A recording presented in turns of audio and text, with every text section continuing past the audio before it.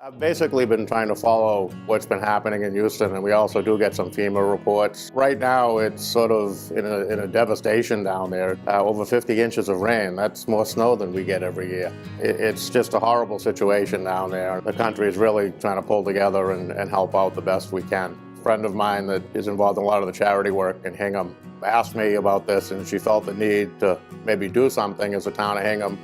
So she asked me if we'd be willing to be a drop-off center, and I thought it was a great idea, and so this is what police departments do. This is what the town does. They help out other towns.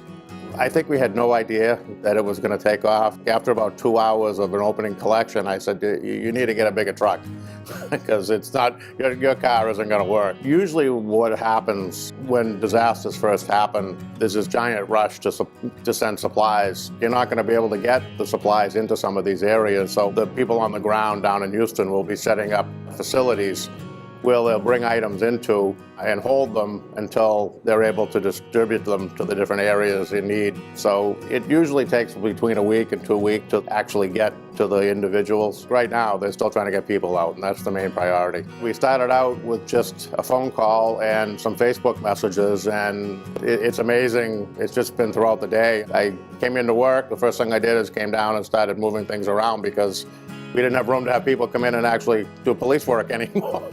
It's been a great thing, and it's a steady flow of people. We're scheduled to bring the stuff into Boston. We'll be packing everything up, and we sort of have to sort it. We basically have extended our drop-off period till 4 p.m. because of people still coming in. Even though we have a 4 o'clock deadline, if we're still packing the truck tonight, we'll probably be able to squeeze more stuff in. One of the biggest items coming in is mainly diapers. A lot of personal toiletry items such as toothbrushes, blankets, clothing. It's really great when you see families pulling together, and especially coming in with kids spreading that message. There's been a couple people that have been collecting stuff on their own, so they were bringing stuff in. I'm always amazed when the word goes out to the people of Hingham. We've seen this time and time again where the request goes out, in a matter of 2 days, we're talking a truckload of goods. That's really amazing.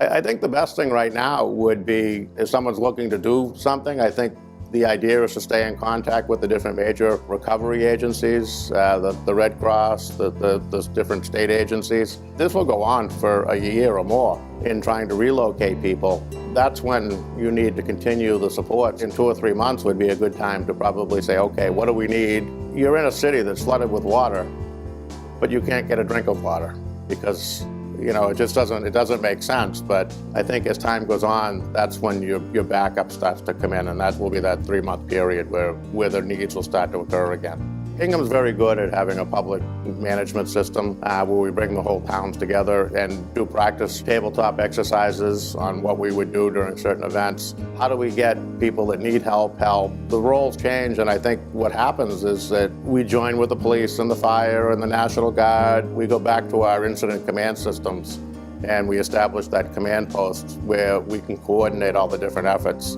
It's amazing the different stuff that's used. You're using highway department trucks, tree and park trucks, light department trucks. Because we practice this, it really works out well. Everyone puts aside politics, and everyone puts aside what side of the fence they're sitting on. The focus becomes what it really should be, about helping people. It's unfortunate sometimes that it takes incidents like this for everyone to kick in and help. You don't want disasters like this to happen. The silver lining is that you see that we're still a country that really cares about people. The response I've seen out here is that I know that still exists, and that's a good feeling that everyone should have. I would like to see a follow-up in the 2 to 3 month period, and maybe a little bit more organized. I know I've been making a lot of phone calls today, but I definitely think in 3 months or something we'll be trying to do something. I just want to thank all the people of Hingham for really reaching out and showing us they all have a heart. So nice to see little children learning this lesson, and they're coming in here, and it's a great learning opportunity to teach their children to have an open heart and be helpful to people in a time of need.